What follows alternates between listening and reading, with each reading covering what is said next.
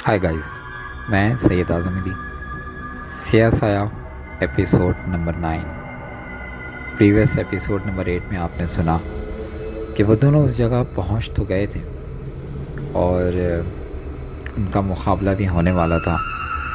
तो सुनते हैं उनके साथ आगे उस पहाड़ी पे क्या हुआ। खुर्रम, तुम कुछ महसूस कर रहे हो? हाँ नरमीन, अफरीत को पता चल चुका है कि हम उसकी तरफ जा रहे हैं, इसलिए वो भी अपनी ताकत बताना चाहता है। इसलिए मैं भी पीछे हटने वाला नहीं हूँ। हाँ खुर्रम, ये बात तो है। दरअसल हमें अब साबित कदम रहना होगा। अफरीत का भरपूर सामना करना चाहिए। दोनों बातें कर रहे थे और उसी जगह की तरफ बढ़ भी रहे थे। कुछ ही देर में वो दोनों उसी जगह पर पहुंच गए जहां पर उन लोगों ने पहले एक साथ एक स्या अफरीत को देखा था और बालों के गुच्छे में उस अफरीत का ठिकाना मालूम किया था। खुर्रम देखो, हर तरफ काली तारीकी छा चुकी है और रफ्ता रफ्ता वादी काली होने लगी है। ऐसा लग रहा है जैसे शाम हो रही हो और शाम की घटा टॉप अंधेरा फैल रहा हो। वहाँ पर अब भी बदस्तूर एक घने बालों का गुच्छा पड़ा हुआ था। खुर्रम ने बेदर्दी से वो बालों का गुच्छा उठाया और अपनी जेब से लाइटर निकाल लिया। खुर्रम उसको आग लगाना चाहता था, मगर पता नहीं कहाँ से तेज़ हवा आई और उसने वो लाइटर का शोला बुझा दिया और उसके मुंह पर एक थप्पड़ दे मारा। उसके हाथ में वो बारीक बेवजनी बालों का वजन कई मन बढ़ गया और वो बाल उसके हाथों से छूट कर गिर गए। नरमीन भी खुर्रम के सुर्ख गाल को देखकर हैरान रह गई। खुर्रम, ये क्या है? नरमीन, हमें नीचे गार में जाना चाहिए, किसी भी वक्त ओले पड़ सकते हैं। हाँ, ये तो आप बिल्कुल ठीक कह रहे हैं। वो दोनों ने उस बालों को उस जगह से हटाया था। उसी जगह नीचे एक सुरंग था और वो दोनों उस सुरंग में दाखिल हो गए। उस सुरंग में दाखिल होते ही वो बालों का गुच्छा खुद ब खुद सुरंग के ऊपर आ गया और सुरंग के नीचे सीढ़ियाँ थीं जो आगे दादरी तक जाती थीं।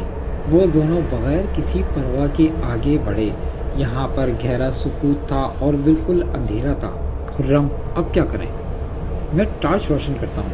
अचानक अंधेरे में नरमीन चीखने लगी। खुर्रम ने जो ही टॉर्च रोशन की और नरमीन की तरफ, तो नरमीन के जिस्म के इर्द गिर्द बाल ही बाल लपेट रहे थे।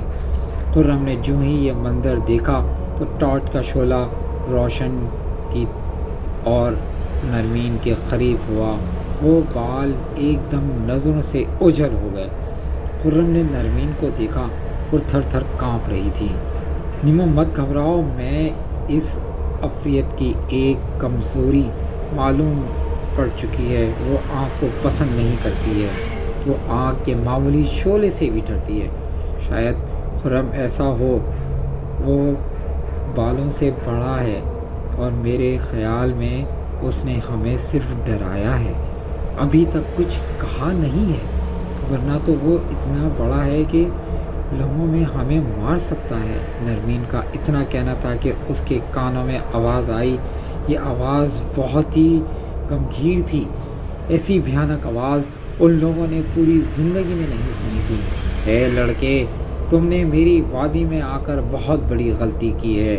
तुम इसका खमियाजा इस लड़की की सूरत में भुगतना पड़ेगा और मैं तुम्हारी बीवी को तुमसे छीन रहा हूँ।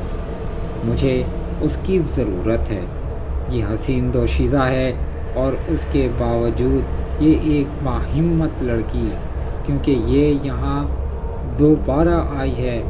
पिछली बार जब ये उस वादी में आई थी तो ये बिल्कुल भोली भाली थी और मासूम थी, मगर इस बार ये इस वादी के अफरीत को ललकारने आई है। मैं तुम लोगों से बेखबर न था, तुम लोगों के पल पल की खबर रखता था। अब ये लड़की मेरी होगी और तुम اپنی بیوی کو بچانے کے لیے مجھ سے پنگا لوگے، یعنی تم مجھے زیر کرو گے، اور اگر تم میرا مقابلہ نہ کر سکو تو میں تمہیں فنا کر دوں گا۔